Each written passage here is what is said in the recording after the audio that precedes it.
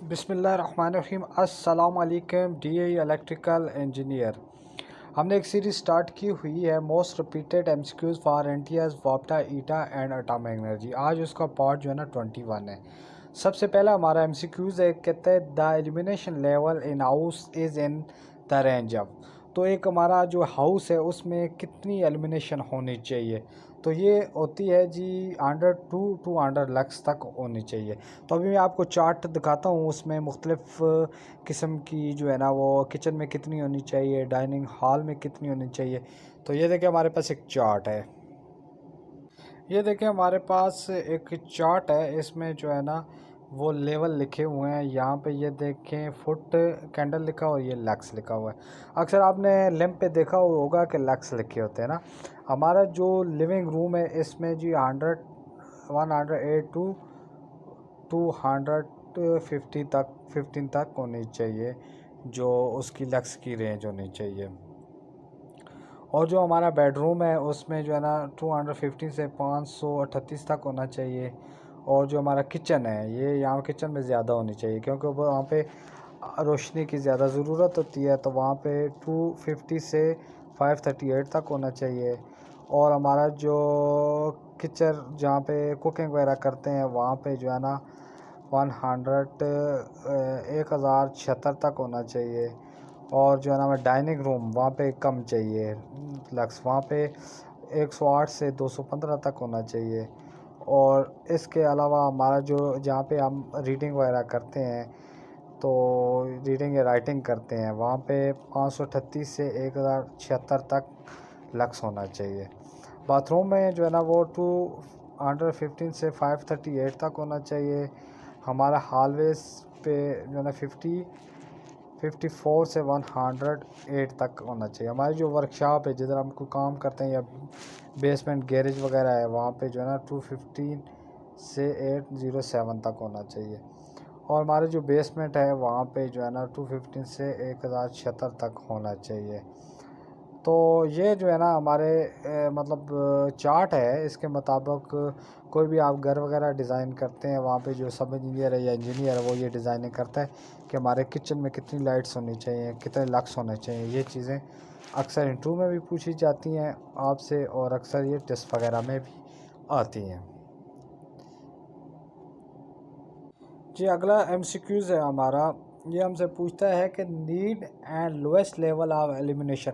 तो कम से कम एलिमिनेशन कहाँ पे दरकार होती है, तो रेलवे स्टेशन में जो है ना वो कम से कम जो है ना उसकी ज़रूरत होती है एलिमिनेशन की।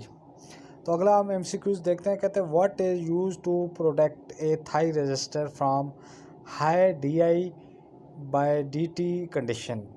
तो ये जो है ना इंडक्टर होता है। इंडक्टर क्या करता है, rate of change of d i by d t को जो है ना वो अपोज करता है।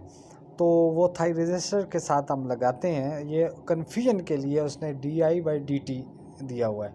अगर कैपेसिटर हो तो फिर आपको देगा d v by D t. जब आए तो समझ आए वो क्या है, कैपेसिटर है।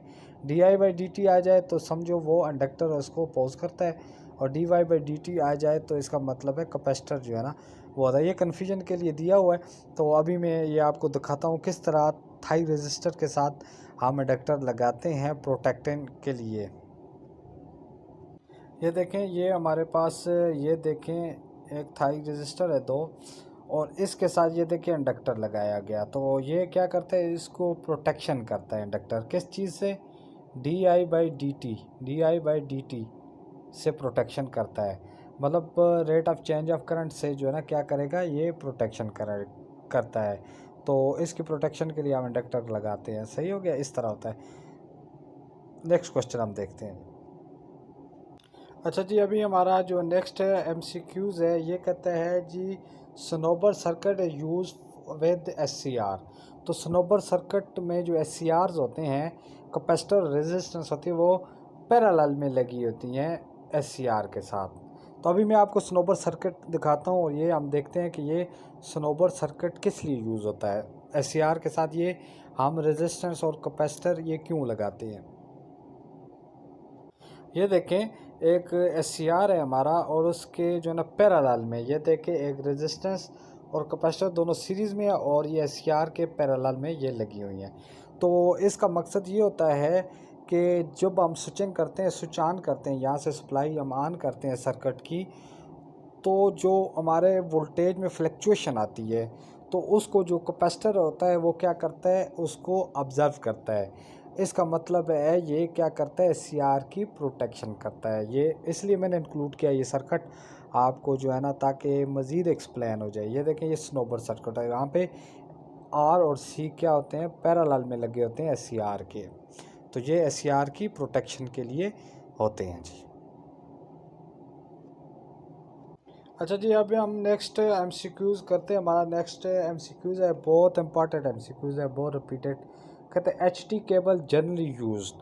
तो HT केबल जो होते हैं हाई टेंशन केबल, आपने अक्सर देखा होगा हमारे जो कॉलोनी या गांव में जो ट्रांसफार्मर होता है उस जो क्या करता है 11 kV को स्टेप डाउन करके 220 या 440 में करता है, तो वो 11 kV की जो लाइन होती है वो HT होती है। तो ये मैं आपको चार्ट में दिखाता हूँ, मुकम्मल HT और दूसरा EHT और सुपर टेंशन, ये सारी मैं अभी आपको दिखाता हूँ। ये देखें, एक चार्ट है जो हमारे पास लो टेंशन जो वोल्टेज होते हैं, लो टेंशन वो क्या होते हैं 230 और 400 तक होते हैं।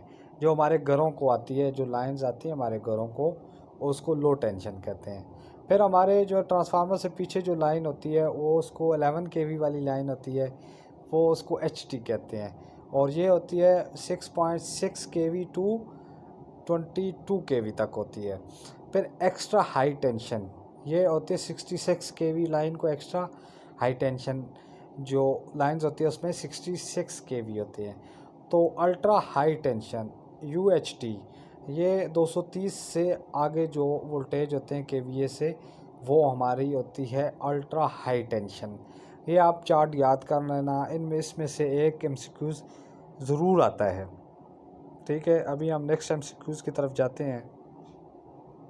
अच्छा जी, अगला हमारा नेक्स्ट MCQs है, कहते हैं fuse wire is a wire of. ये बड़ा इंपॉर्टेंट MCQs है और मोस्ट रिपीटेड MCQs है। तो ये कहता है कि high resistance and low melting point होना चाहिए फ्यूज़ वायर का। हमारा अक्सर आपने देखा होगा फ्यूज़ आजकल ज़्यादा ब्रेकर यूज़ होते हैं, तो जो फ्यूज़ वायर होती है उसमें की रेजिस्टेंस क्या होनी चाहिए, उसकी हाई होनी चाहिए और उसका जो पिघलने का जो है ना वो लो मेल्टिंग पॉइंट होना चाहिए, ताकि वो इजीली पिघल जाए और हमारे सर्किट को डिस्कनेक्ट कर जाए फॉल्ट की सूरत में। नेक्स्ट हमारा MCQs है, कहते हैं हॉन्टिंग प्रोड्यूस इन साइंक्रोनस मशीन। तो हमारे साइंक्रोनस मशीन में जो हंटिंग किस वजह से आती है, तो वो वेरिएबल लोड की वजह से आती है। तो हंटिंग क्या है, तो इस पे मैंने एक वीडियोस बनाई है, उसका लिंक मैं डिस्क्रिप्शन में देता हूँ और प्लेलिस्ट में जाके आप इंट्रो बेसिस MCQs में वो मैंने एक वीडियो डाली हुई है, वो आप देख लेना। तो इसका लिंक भी मैं देता हूँ, वो आप लिंक में देख लेना। तो अब हम नेक्स्ट MCQs की तरफ जाते हैं। नेक्स्ट MCQs है हमारा, ये कहते हैं कि illumination level required for person work in about. तो ये मैंने चार्ट में आपको दिखाया था, जहाँ पे आप रीडिंग या राइटिंग वगैरह करते हैं या कोई काम वगैरह करते हैं, तो उसको जो है ना 500 से 1000 लक्स तक वहाँ पे हमें रिक्वायर होना चाहिए एल्यूमिनेशन लेवल। ठीक हो गया। तो ये हमारी थी MCQ सीरीज़। बाकी MCQs हम इंशाल्लाह नेक्स्ट वीडियो में करेंगे। जो मोस्ट रिपीटेड MCQs होते हैं एटॉमिक एनर्जी में, ईटा वापटा और जितने भी इलेक्ट्रिकल के जो है ना टेस्ट होते हैं, तो हमारे चैनल को सब्सक्राइब करना, लाइक किया करें, शेयर किया करें।